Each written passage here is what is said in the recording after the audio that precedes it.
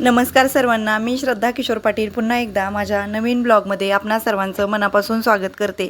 तर सुंदर दिवसाची सुंदर सुरुवात झालेली आहे आणि आज आहे वटपौर्णिमा आणि वटपौर्णिमेच्या माझ्या सर्व ताईंना आणि व्ह्युअर्सला मनापासून शुभेच्छा.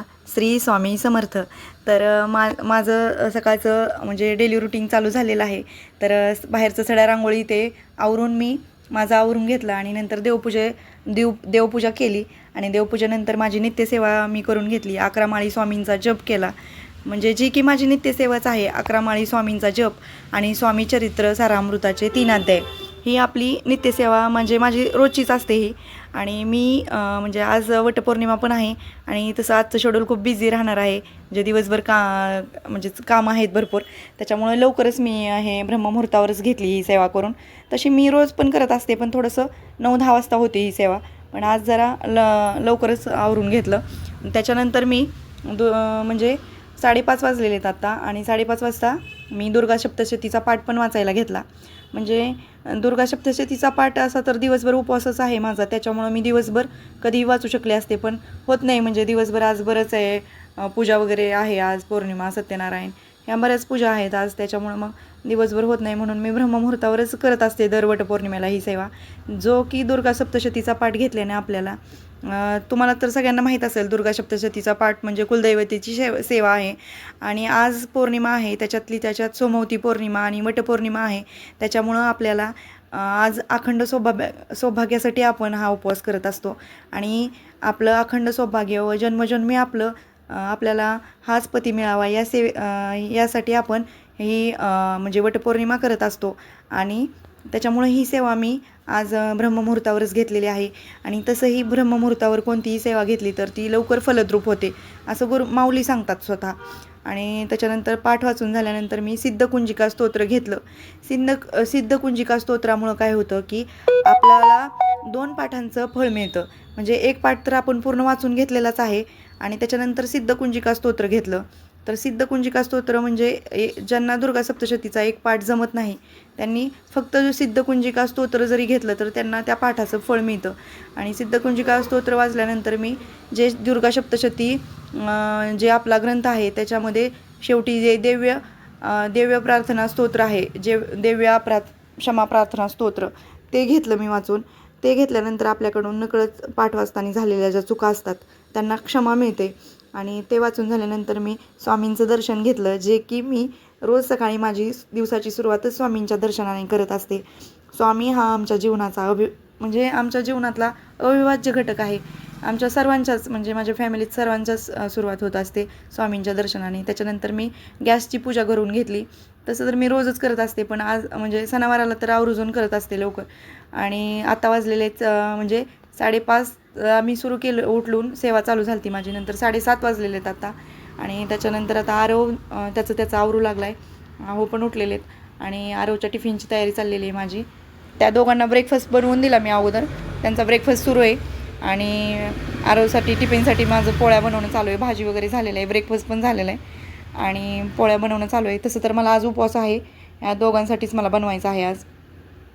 आणि मी तसं तर हा उपवास निर्जलच करत असते. म्हणजे कोणताच आहार घेत नाही दिवसभर. आणि असं काही मला जबरदस्ती नाही केलाच पाहिजे पण ती मी माझ्या इच्छेने करत असते.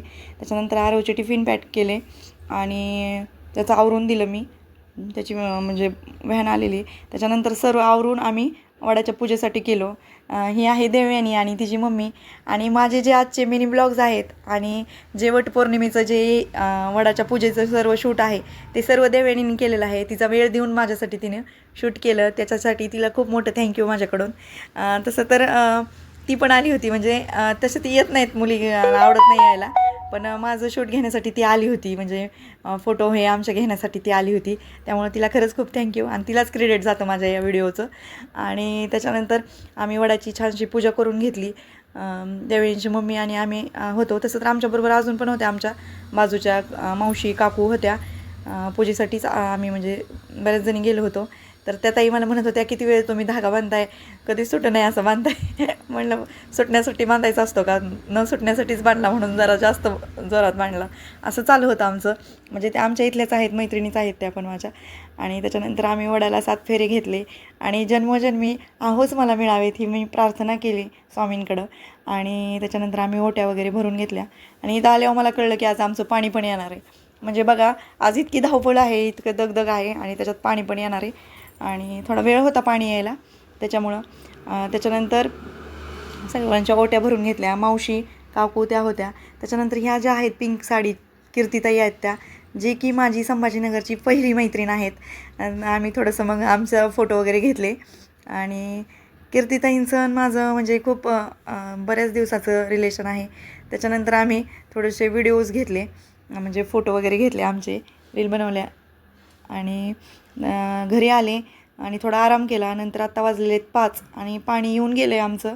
पण झालं आहे असं की आमच्या फिल्टरला पाण्याची सप्लाय होत नाही आहे. त्याच्यामुळं अहो बघत होते अहो जस्ट आले आत्ता आणि फिल्टरमध्ये पाणी सप्लाय होत नाही म्हणून ते बघत होते. आणि मी त्यांना न सांगता त्यांचा आज व्हिडिओ घेतला आहे त्यांचं ते काम करताना. आणि आता त्यांना बहुतेक ते समजलं आहे, मी म्हणजे कॅमेरा धरला आहे तिकडं मोबाईल. त्याच्यामुळं अहो आता बहुतेक मला म्हणते आता मी करणार नाही. तुझं तू कर, तू व्हिडिओ घेते आहे माझा म्हणून. आणि म्हणजे होत नाही म्हणून गेले. ते म्हणले तुला व्हिडिओ घ्यायचा तर मग मी करणार नाही. म्हणून गेले आता होत नाही म्हणे तू कर. आणि नंतर मग छानशी बाहेर पावसाचं वातावरण झालेलं आहे आणि मी आरवला सोडून आले आत्ता. म्हणजे त्याच्या क्लासला सोडून आले. आरवला पण आवरून दूध वगैरे त्यांनी घेतलं, त्याला नाश्ता थोडंसं खायला दिलं आणि त्याला सोडून आले. आणि त्याच्यानंतर आता आहोंसाठी छानशी कॉफी बनवते मी. म्हणजे त्यांनी तसं चहा वगैरे घेत नाहीत, पण आज जरा पावसाचं वातावरण आहे म्हणून म्हटले कॉफी बनवून दे, म्हणून त्यांच्यासाठी छानशी कॉफी बनवली मी आज. आणि तसं तर मला पण प्यायची इच्छा होती, पण माझा उपवास आहे. मी माझ्या मनाला सांगत होते आज उपवास आहे म्हणून. आणि बरंच राहिले अजून सत्यनारायण ची पूजा मांडायची राहिले. त्याच्यानंतर बाहेर तर पाऊस येतो आहे, पण चालू आहे. आरवेच्या अगोदर पूजा वगैरे करून घेते, कारण तो असला ना बोलतो मध्ये मध्ये सारखं मला येऊन डिस्टर्ब करत असतो. आहोंना छानशी कॉफी दिली आणि जरा वेळ चालू होतं माझं पूजेचं साहित्य ते बघणं, पूजेसाठी आणलेलं. आणि इतकं थकायला झालं आहे आज सकाळपासून, इतकी दगदग झाली, जरा 2 मिनटं पण बसायला मिळलं नाही. आणि त्याच्यात पाणी पण आजच आलं, त्याच्यामुळं जास्त दगदग झाली. आणि नंतर मी सत्यनारायणाची पूजा मांडून घेतली. 5:30 पावणे 6च्या दरम्यान मी दरवेळीच करत असते प्रदोष काळात. सत्यनारायणाची पूजा तर मी बऱ्याच वर्षापासून करते, आता माझ्या लक्षात पण नाहीत किती झाले. पण ज्या ताईंना करायची त्या आजपासून सुरू करू शकता, किंवा कोजागिरी पौर्णिमा तसं तर कोणत्याही पौर्णिमेपासून सुरू करू शकता, कारण पौर्णिमा ही शुभ मानतो आपण आणि स्वामींचा दिवस मानून पौर्णिमेला आपण पाहत असतो. तर हे आपल्या स्वामी समर्थ सेवा मार्गातील सत्यनारायण आहेत आणि हे आपल्याला लक्ष्मी प्राप्ती, घरातलं धनधान्य, आरोग्य याच्यासाठी आपण ह्या सेवा करत असतो. आणि ही सेवा म्हणजे महत्त्वाची आहे. तसं एक कलश मांडायचा असतो पाण्याने भरलेला आणि त्याच्यावर नागिनीची पानं किंवा आंब्याची पानं मांडून वाटीत आपण तांदूळ घेऊन त्याच्यामध्ये आपल्याला श्रीकृष्ण भगवानांना विराजमान करायचं असतं. आणि त्याच्यानंतर विड्याच्या पानांवर अशी 6 विड्याची पानं घेऊन प्रत्येक विड्याच्या पानावर एक सुपारी मांडायची असते, जे की गणपती देवता, कुलदैवता आणि वरुण देवतेचं प्रतीक असते.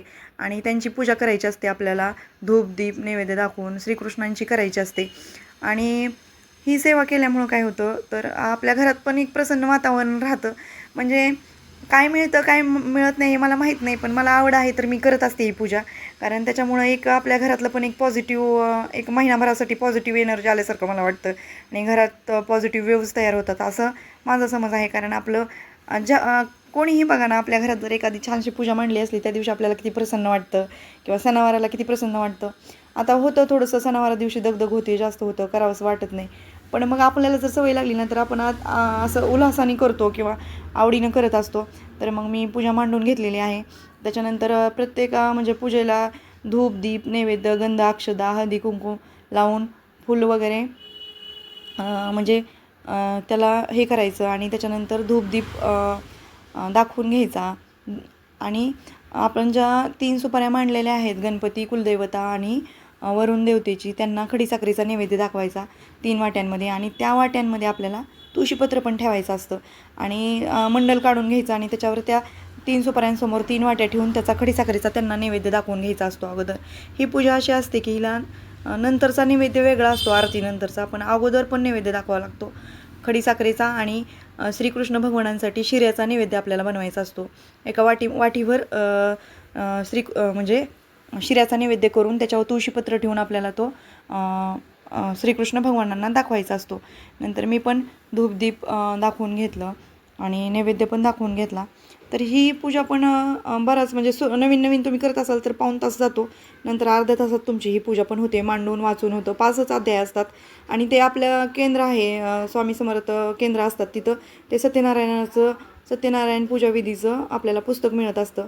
त्यानुसार करून घ्यायचं असतं आपलं आणि फूल वगैरे वाहून घेतलं असतं. मी इकडं विसरून गेले होते की माझा इकडं म्हणजे कॅमेरा सुरू आहे ते, त्याच्यानंतर माझ्या लक्षात आलं.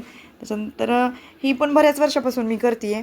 आता किती झाले ते पण मला आठवत नाही. मी बऱ्याचदा आठवायचा प्रयत्न करते मी कधी सुरू केलेत, पण बरेच म्हणजे 3-4 म्हणजे 5 वर्ष तरी होत आले. म्हणजे मी जेव्हापासून इथं राहायला आलो, आम्ही घर घेतलं तेव्हापासून मला वाटतं 5-6 वर्ष झाले मी ही सेवा करते आहे आणि मला छान वाटतं. कधी असं गावाकडे वगैरे गेल्यावरच होत नाही ही सेवा, म्हणजे पौर्णिमेच्या वेळेस जर आपण इथं नसेल अवेलेबल आपल्याच घरी करायची असते आणि तो जो शिऱ्याचा प्रसाद आपण केला आहे तो आपण आपल्याच घरात खायचा असतो, बाहेर द्यायचा नसतो. 1 वाटी भरून शिऱ्याचा प्रसाद करून घ्यायचा असतो.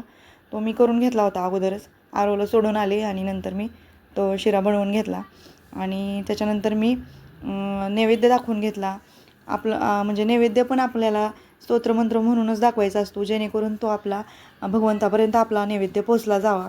म्हणजे पंचोपचार पूजा करून जेव्हा आपण नैवेद्य दाखवतो ना, तर त्या नैवेद्याचा प्रसाद होत असतो आणि तो भगवंतांना पर्यंत पोचत असतो त्या मंत्रांच्या माध्यमातून.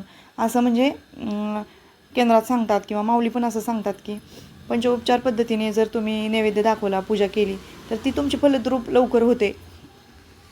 आणि त्याच्यानंतर मी मग सत्यनारायणाची पोथी वाचून घेतली पूर्ण आणि छानशी पूजा.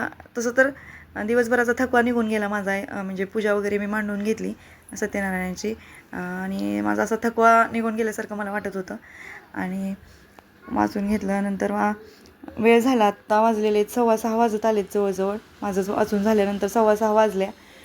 मला जवळजवळ 1.25 तास गेला ही पूजेला आणि त्याच्यानंतर मी बघत होते म्हणजे बाहेर बघितलं तर एवढा पाऊस चालू होता.